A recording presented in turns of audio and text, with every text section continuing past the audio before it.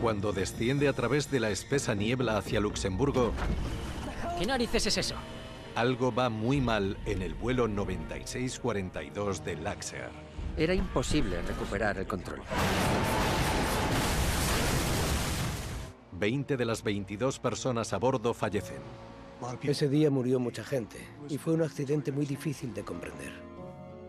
No veo nada raro en ningún motor. Pero cuando los investigadores analizan los extraños sonidos de la cabina, ¿Coincide? oyen a los pilotos hacer algo que debería ser imposible. No debería ser posible. Se supone que hay dos elementos que impiden que suceda. No es tan infalible como pensábamos.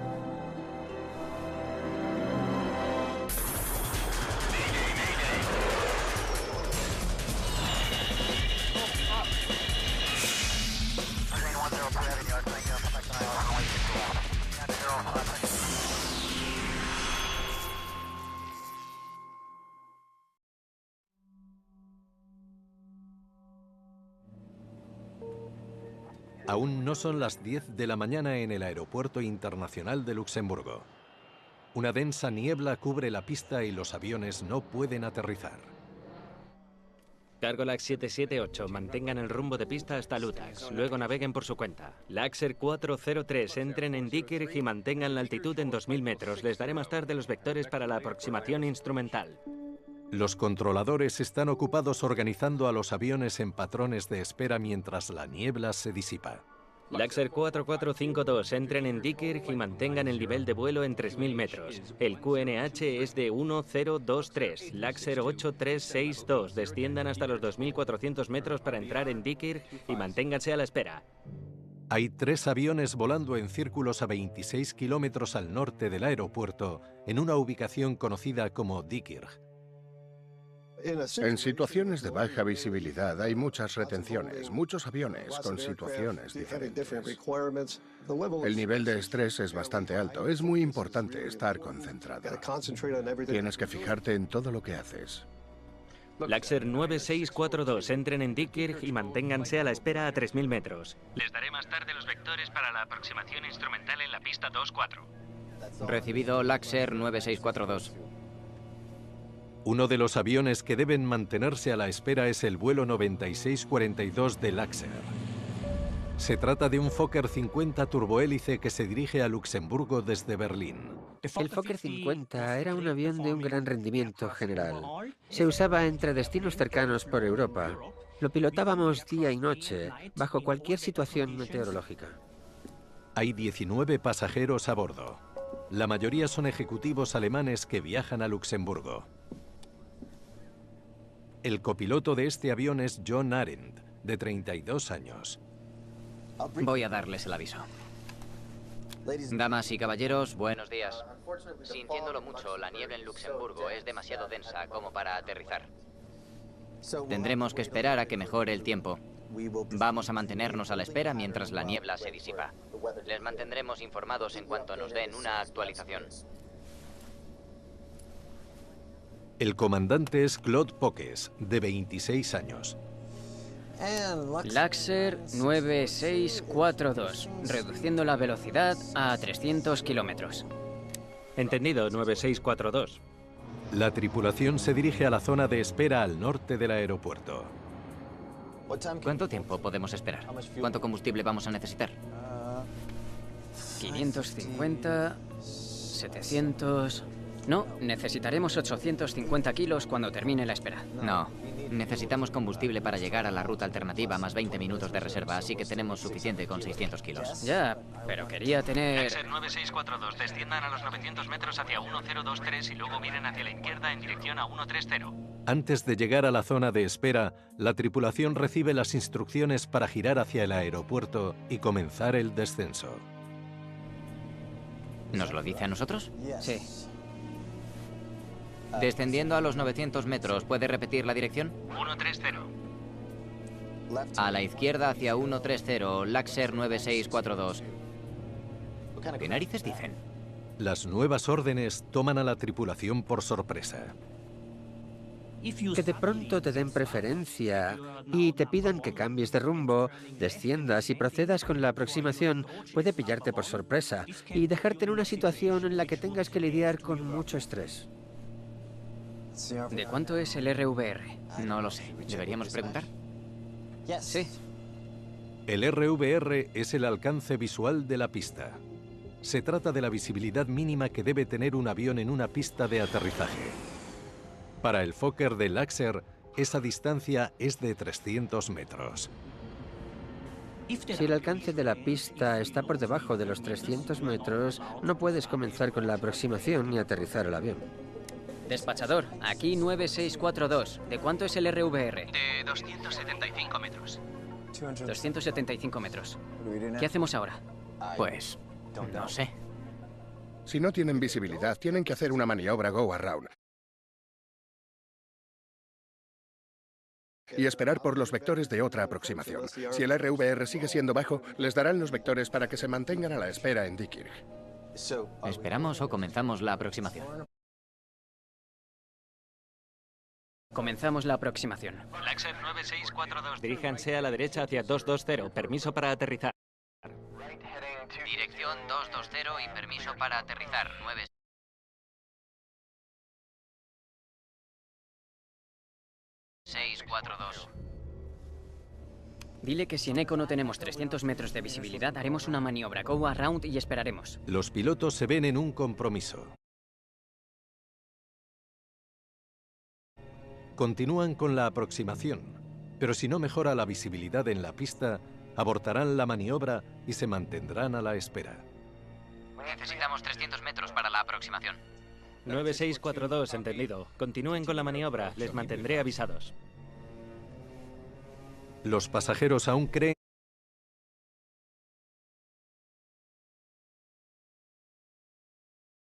que les mantendrán a la espera.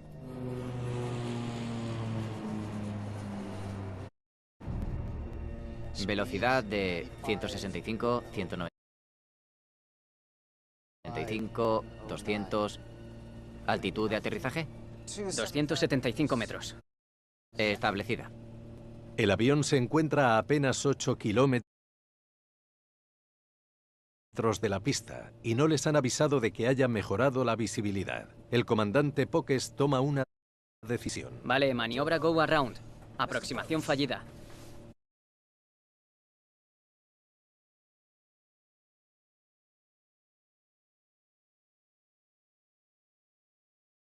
Bloqueo de ralentí en tierra desactivado. Luxer 9642, el RVR es de 300 metros. Pero antes de que la tripulación pueda efectuar la maniobra go around, el controlador les da una actualización de las condiciones de la pista. 9642, continuando.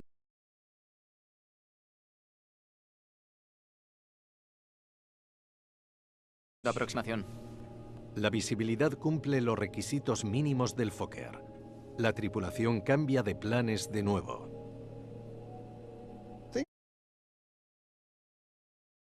Cuando un avión efectúa una aproximación, las cosas cambian muy rápido, por lo que es necesario que haya una buena coordinación entre los miembros de la tripulación para asegurarse de que todo marcha bien y de que la aproximación está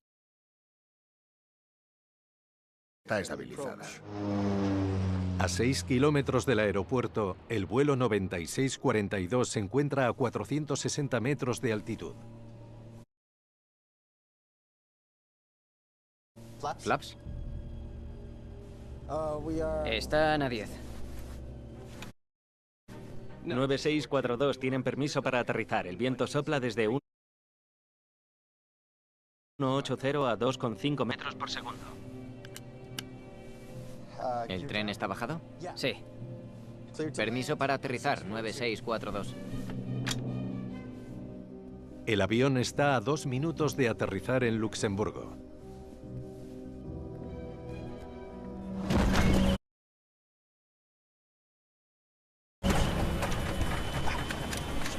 ¿Qué narices es eso? Algo ocurre con los motores.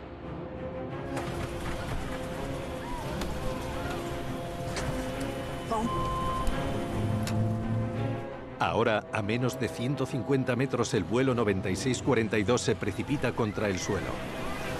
Tierra, tierra. ¡Tira! ¡Tira! ¡Tira! ¡Tira! ¡Tira! ¡Tira! De pronto, el avión comenzó a descender sin control desde una altitud muy baja. Era imposible recuperar el control.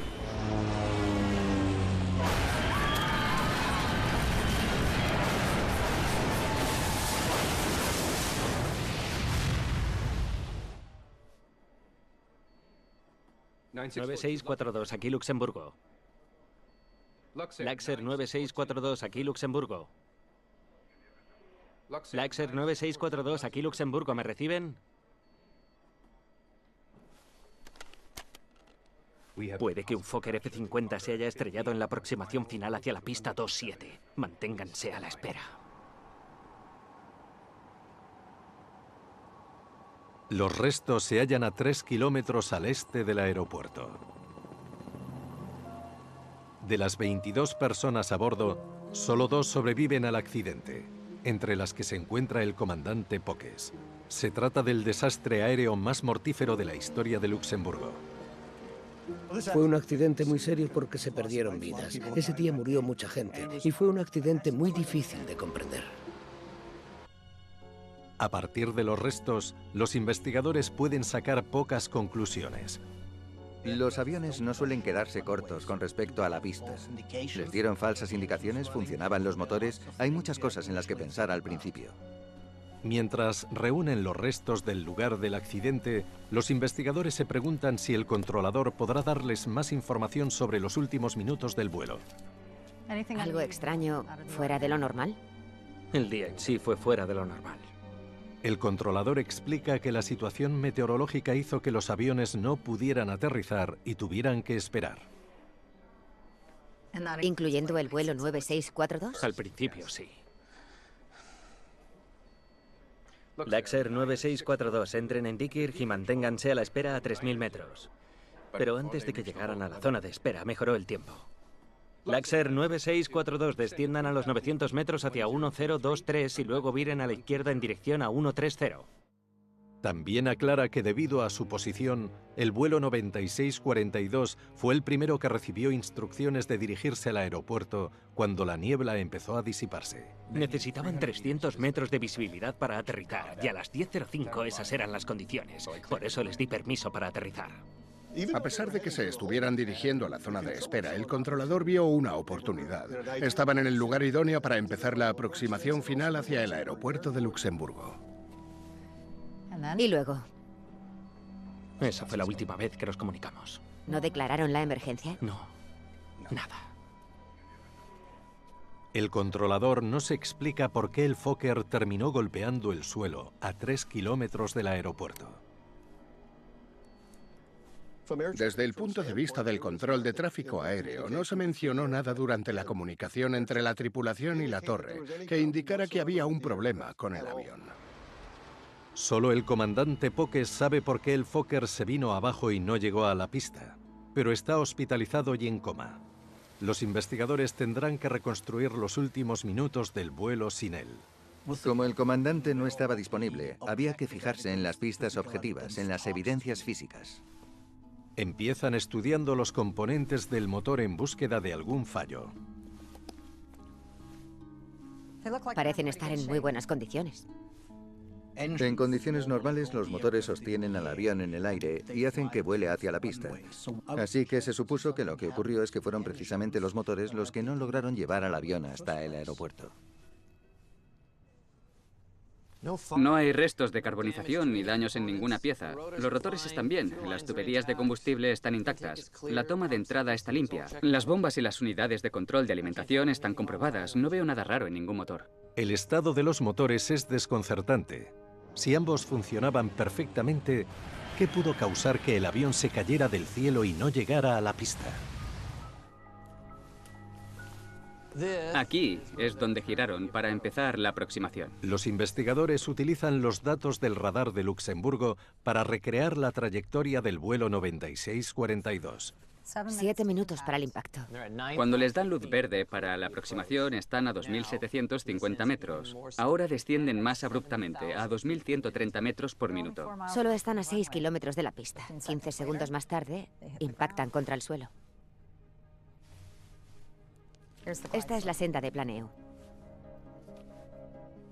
Vaya.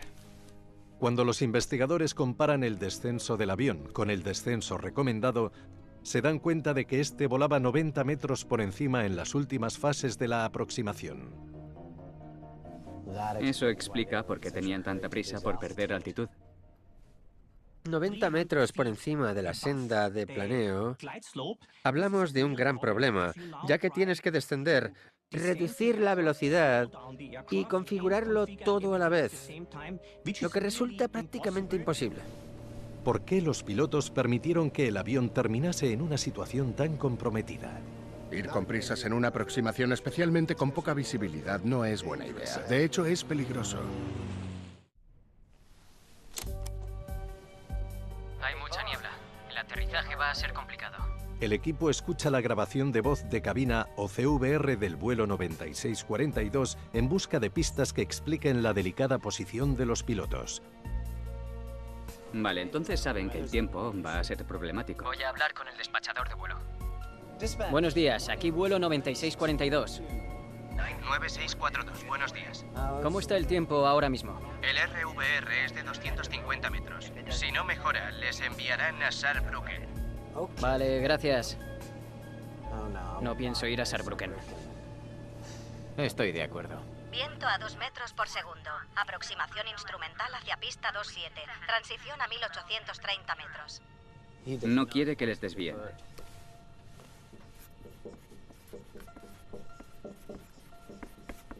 Laxer 9642, entren a Dikir para mantenerse a la espera a 3000 metros. Les están desviando para que se mantengan a la espera. Entendido, Laxer 9642. No, necesitamos combustible para llegar a la ruta alternativa, más 20 minutos de reserva, así que tenemos suficiente con 600 kilos.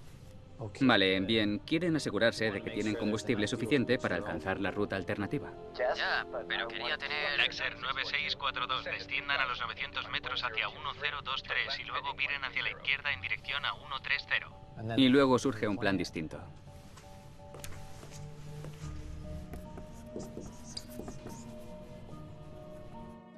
¿Nos lo dice a nosotros? Sí. La grabación demuestra que los pilotos se mostraron sorprendidos tras recibir la orden de comenzar la aproximación. ¿Qué narices dicen? No parecen muy contentos con el cambio de planes. Este cambio tan repentino implicaba que en lugar de mantenerse a la espera, los pilotos tenían que realizar un giro rápido a la izquierda y comenzar un descenso muy pronunciado hacia la pista mientras configuraban el avión para aterrizar. La tripulación se vio forzada a llevar a cabo la aproximación con prisas. Esta aproximación tan precipitada pasa a estar en el centro de la investigación. Laxer 9642, diríjanse a la derecha hacia 220. Permiso para aterrizar.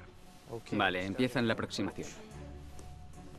Para realizar correctamente una aproximación en condiciones de baja visibilidad, es necesario que los pilotos se organicen, estructuren la maniobra y sigan las normas para que todos sepan perfectamente qué tarea tienen que llevar a cabo y en qué momento exacto. ¿Encendemos la luz para que se abrochen los cinturones? Sí, eso es buena idea. Localizador captado. Listo. Rumbo de aproximación fallido. No están realizando una lista de verificación, se están saltando muchos pasos.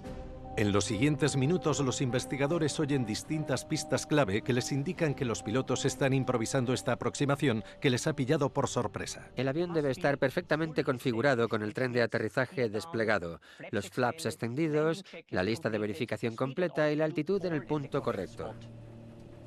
Oye, ¿hemos llegado ya a la altitud? Ya tendrías que haberla fijado.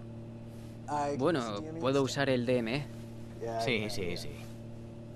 Ni siquiera se encargan de configurar el sistema de navegación en condiciones. Pilotar un avión requiere seguir ciertos pasos de forma precisa y en los momentos exactos. Todos los miembros de una tripulación están involucrados al llevar a cabo una aproximación. Hay que planearla detalladamente. Se están saltando pasos e improvisando el procedimiento. El cambio de planes les cogió por sorpresa.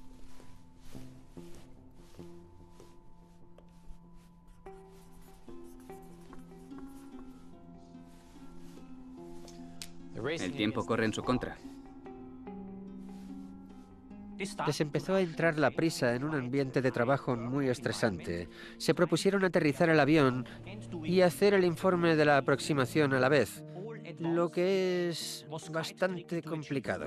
Esta aproximación tan precipitada desembocó en que los pilotos tuvieran demasiada altura al acercarse a la pista. Se acercan cada vez más al aeropuerto y a 5,5 kilómetros deberían estar a 760 metros, pero se encuentran a 900.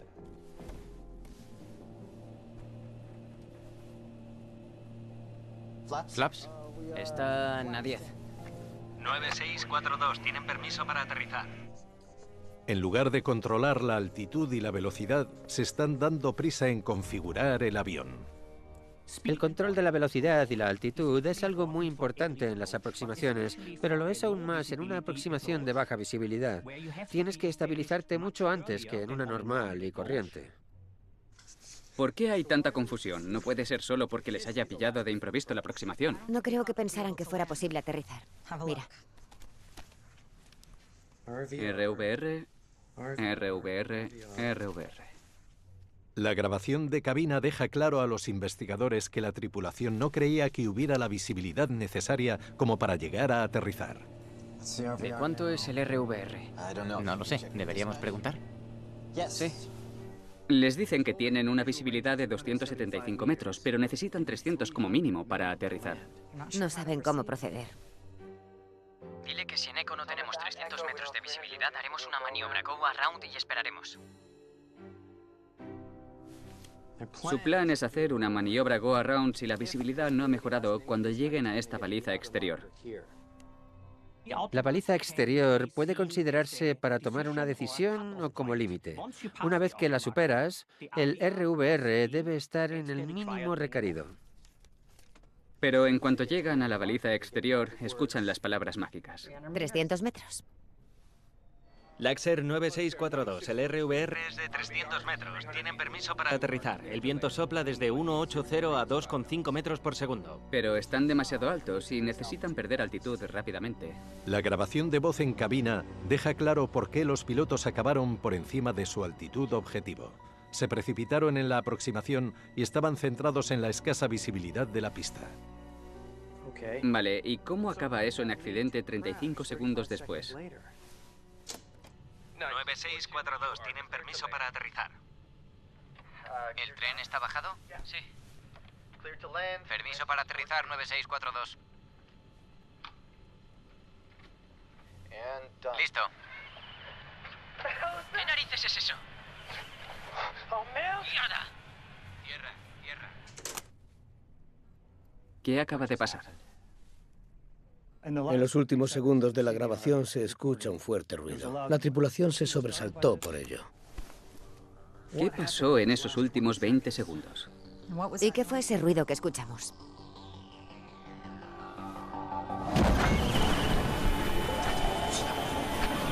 ¿Qué narices es eso?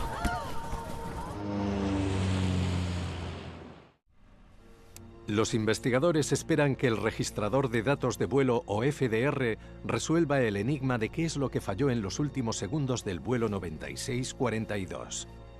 Vale, están volando a 900 metros y 300 kilómetros por hora. De repente empiezan a descender. Los flaps están a 10 y se precipitan hacia el suelo. Veamos qué hacían los motores. ¿Qué pasa aquí? Las revoluciones por minuto de la turbina caen y el par baja a cero. Parece que se ha reducido por debajo del ralentí de vuelo en modo tierra. El modo tierra cambia el ángulo de las hélices para que puedan mover el avión hacia adelante mientras está en tierra. Nunca se usa en el aire. Pero entonces las revoluciones por minuto de la turbina aumentan y también lo hacen el flujo de combustible y el par de fuerzas. Todo eso mientras empiezan a caer en picado. ¿Puede que entrasen en modo beta? El modo beta es básicamente el empuje inverso. Las hélices se colocan de tal forma que el aire se mueve hacia adelante en lugar de hacia atrás. Se utiliza para ayudar a detener el avión después de que toque tierra. Si pones las palancas de potencia en modo beta en el aire, puede producirse una pérdida de control y que la recuperación resulte imposible. ¿Pusieron los pilotos del vuelo 9642 los motores en reversa? Y en caso afirmativo, ¿por qué? ¿Podemos escuchar los últimos 20 segundos de la grabación de nuevo? Listo. ¿Qué narices es eso? ¡Mierda!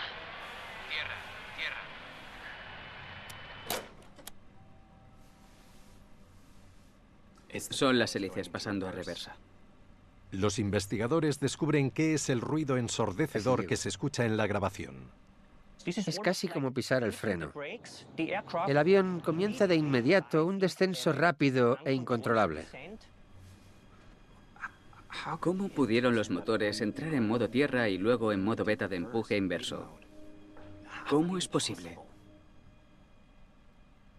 Un avión turbohélice como el F-50 tenía un montón de medidas de seguridad para evitar que la hélice entrara en rango beta en vuelo. Antes de que el avión pueda ponerse en modo inverso, las palancas de aceleración deben pasar por el modo tierra. Un bloqueo impide que esto ocurra. Los pilotos pueden desactivar el bloqueo en vuelo para preparar el aterrizaje. Bloqueo de ralentí en tierra desactivado. El copiloto Arendt ejecutó ese paso como parte de su lista de verificación de descenso y aproximación. Con el bloqueo desactivado, los pilotos pueden levantar el selector de rango de tierra y mover las palancas de aceleración al modo tierra después del aterrizaje para ayudar a ralentizar el avión. Pero en lugar de eso, los datos revelan que los motores entraron en modo tierra 25 segundos antes de que el avión se estrellara. ¿Lo hicieron conscientemente? La cuestión es cómo llegaron a eso. ¿Fue decisión de la tripulación? ¿Lo hicieron deliberadamente? ¿Sucedió algo y las defensas de seguridad no funcionaron? Hay que analizar todas esas cosas. Vale, estamos grabando. Empecemos con las luces para rodar en pista. Para averiguar si la tripulación puso el avión en modo tierra de manera intencionada antes de tiempo, graban una serie de sonidos diferentes en la cabina de otro Fokker 50.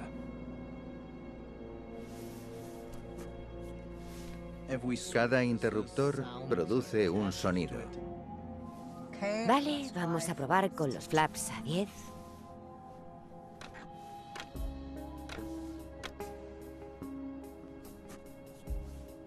Y ahora con el selector de alcance en tierra.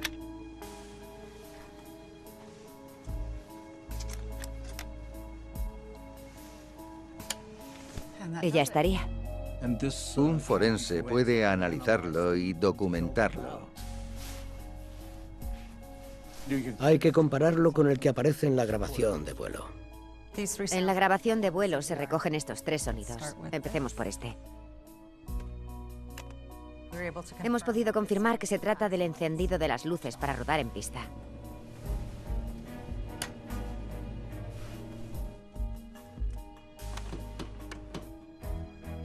La grabación de prueba confirma que es la palanca de flaps moviéndose en la posición 10.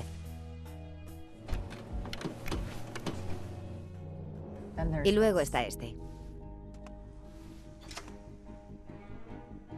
Lo comparamos con el sonido grabado en el avión de pruebas. ¿Coincide?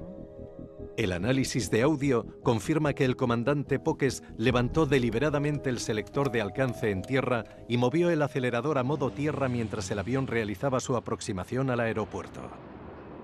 El elemento clave encontrado en el estudio del espectro sonoro fue que la palanca de potencia se movió por debajo del ralentí de vuelo y esto era algo que tenía que hacer el piloto.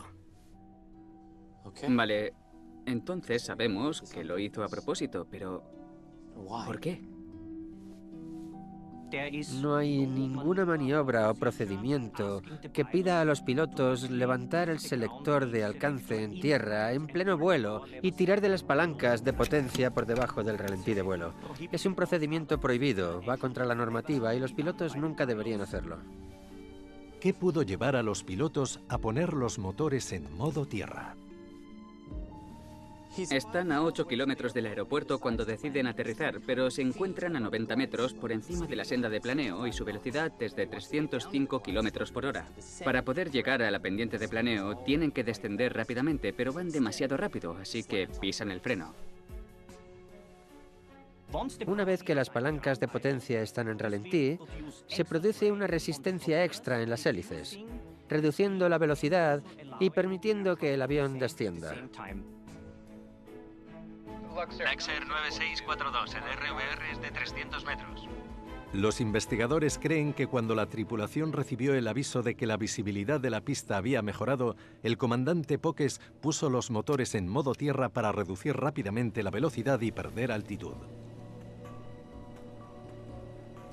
No estoy seguro de que eso sirva. 9642, continuando aproximación. ¿Flaps? Deberían haber tomado una decisión mejor y llevar a cabo la maniobra Go Around, haberse reposicionado y haber realizado una aproximación adecuada o haberse desviado hacia la ruta alternativa. Vale, podemos explicar por qué pusieron el modo tierra, pero ¿el empuje inverso? ¿Qué narices es eso?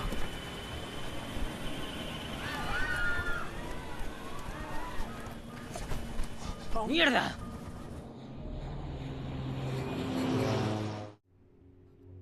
El bloqueo solo se libera cuando el avión está en tierra. Los investigadores saben que los pilotos del vuelo 9642 de Laxer pusieron el avión en modo tierra antes de aterrizar. Pero eso no explica por qué los aceleradores se movieron hacia atrás en reversa cuando todavía estaban muy arriba. Debería ser imposible de hacer. No debería ser posible que ocurra en pleno vuelo. Se supone que hay dos elementos que impiden que suceda.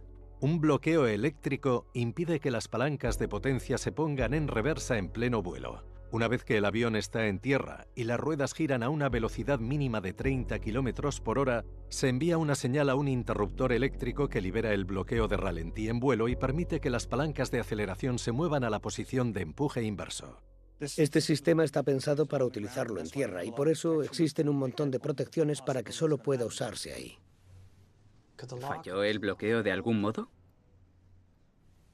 El bloqueo mecánico está instalado de forma que los pilotos no pueden, bajo ninguna circunstancia, mover físicamente las palancas de potencia más allá del ralentí en tierra, por lo que no hay empuje inverso posible. Los investigadores examinan los componentes que forman el sistema de bloqueo. El sistema antideslizamiento funciona, los relés de velocidad de las ruedas están bien y no hay ningún problema con el interruptor de bloqueo. Los investigadores también comprueban los sensores antideslizantes que miden la velocidad de las ruedas, el ordenador que recibe esas señales y el interruptor que controla el bloqueo. Todo parecía funcionar con normalidad. No debería desbloquearse a menos que las ruedas estén girando. ¿Qué falló? Los investigadores examinan el sistema de bloqueo eléctrico que debería haber impedido que el vuelo 9642 cambiara a empuje inverso. ¿Hay algo en el registro de mantenimiento? Esto. Descubren un incidente que sucedió 14 años antes. Ajuste de la palanca de potencia por debajo del ralentí en vuelo. En 1988, el bloqueo de ralentí en vuelo se desconectó en otro Fokker 50. No es tan infalible como pensábamos. El diseño de Fokker estaba bien, pero sabían que el sistema tenía un problema. Cuando se baja el tren de aterrizaje, se envía un impulso eléctrico para activar la unidad de control antideslizamiento del avión. Eso envía una falsa indicación de que el avión está en tierra, lo suficiente para desbloquear el bloqueo de ralentí en vuelo. Este impulso en la unidad de control antideslizamiento podría de hecho permitir que las palancas de potencia vuelvan al rango beta. En aquel momento, Fokker dijo que la posibilidad de un desbloqueo involuntario debido a un fallo era extremadamente improbable. Para que el bloqueo se desactive deben cumplirse estas 3 condiciones. Que esté bajado el tren de aterrizaje, que el bloqueo de los trenes de aterrizaje izquierdo y derecho se desactive en el mismo instante y que las palancas de potencia estén por debajo del ralentí de vuelo. Tuvieron que alinearse una serie de factores para que sucediera. Fue una tormenta perfecta de infortunios. ¿Pudieron desencadenar el fallo?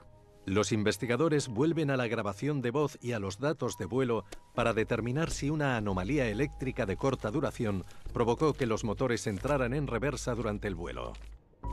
Por el análisis de sonido sabemos que el clic que oímos en la grabadora de voz de cabina es el selector de alcance en tierra levantándose. Aproximadamente 30 segundos antes del impacto, el comandante mueve las palancas de potencia por debajo del ralentí de vuelo. Vale, entonces se cumple la condición 1. El copiloto baja el tren de aterrizaje 13 segundos después y ambos se desbloquean al mismo tiempo. Ahora que se cumplen las condiciones para que se produzca el fallo técnico, durante los siguientes 16 segundos las palancas se pueden mover a empuje inverso. El avión cree que está en tierra y se activa el empuje inverso en vuelo. Solo 3 segundos después, las hélices van en reversa. Eso es.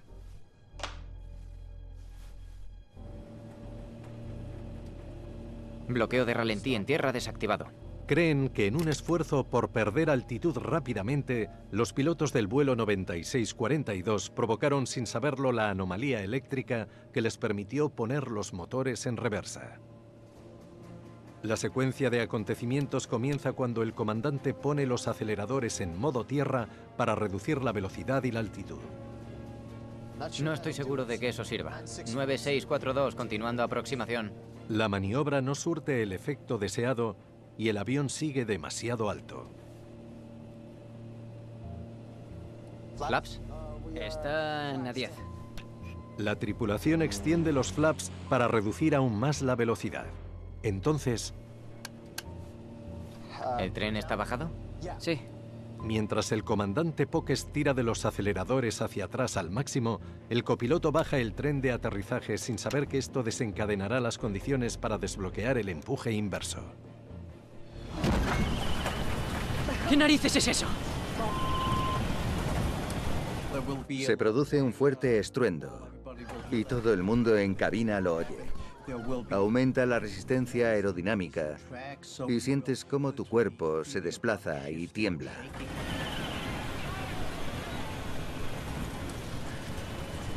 El comandante Pokes ni siquiera se da cuenta de lo que ha pasado. ¡Tira! ¡Tira! ¡Tira! ¡Tira! ¡Tira! Una vez que el copiloto bajó el tren de aterrizaje, ambos motores entraron en reversa. Era demasiado tarde para recuperarse. 25 segundos después de mover el acelerador a empuje inverso, el avión se estrella y mueren 20 personas. Si Fokker conocía esta anomalía en 1988, ¿por qué no la arreglaron? Los investigadores examinan los informes para explicar por qué se permitió que saliera el vuelo 9642 a pesar de que el fabricante del avión sabía de la existencia de un posible fallo. Dijeron que la probabilidad de que esto ocurriera era tan baja que no se requería una acción inmediata. Es un arranque breve, por lo que el momento tiene que ser muy concreto y la probabilidad de que ocurriera era baja, no hay duda, pero no era cero. Finalmente realizaron una modificación y emitieron un boletín de servicio al respecto unos años más tarde. El fabricante de la unidad de control antideslizamiento había emitido un boletín de servicio sugiriendo una solución sencilla que evitaría que se enviara una señal errónea. Para modificar la unidad de control antideslizamiento a la nueva versión que no proporcionaría ese impulso de encendido, solo había que añadir unos diodos y un condensador, por lo que no era una solución complicada, no era difícil de hacer ni tampoco caro. Pero la notificación se emitió como boletín de servicio, no como directiva de aeronavegabilidad, lo que habría hecho obligatoria la reparación. Si un fabricante de aviones realiza una modificación en una aeronave, emite un boletín de servicio, pero no es necesario hacerlo. Una directiva de aeronavegabilidad advierte de un estado peligroso para la seguridad del funcionamiento del avión, que podría incluso dejar en tierra a toda la flota mundial del avión hasta que se modifique. Laxer nunca llevó a cabo la modificación sugerida en 1992 en su flota de aviones Fokker. Si se hubiera tratado de una directiva de aeronavegabilidad, la habrían cumplido, de eso no hay duda. El problema se habría solucionado. El accidente no ocurrió aquí. Sucedió aquí cuando aceptaron una aproximación para la que no estaban preparados. ¿Cuánto combustible vamos a necesitar? 550.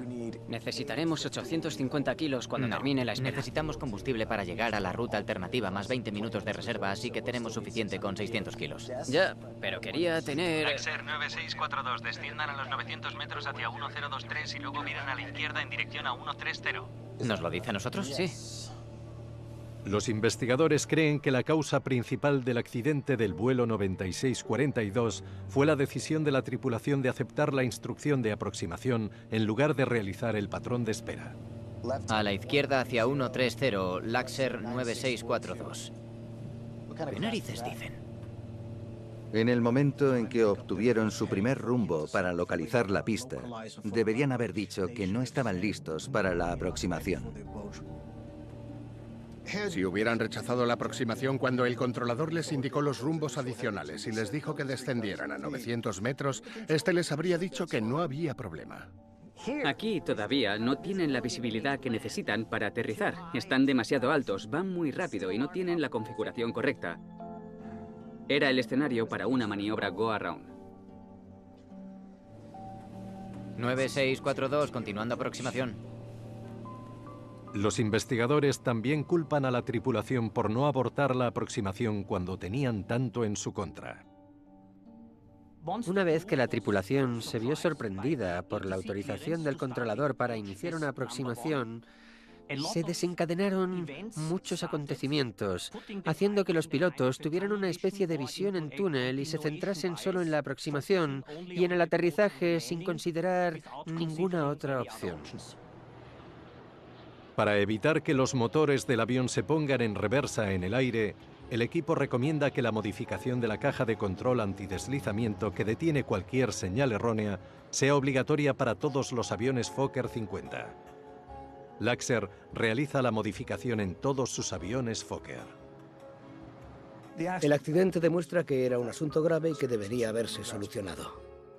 El comandante Pokes fue acusado de homicidio involuntario. Le multaron y le condenaron a 3 años y medio de libertad condicional. La lección que hemos aprendido de este trágico accidente de Laxer es que siempre hay que atenerse a los procedimientos operativos estándar, respetar las limitaciones de la aeronave y estar atentos a los boletines operativos. Por desgracia, la tripulación de Laxer no hizo la mayoría de estas cosas, lo que provocó este trágico accidente.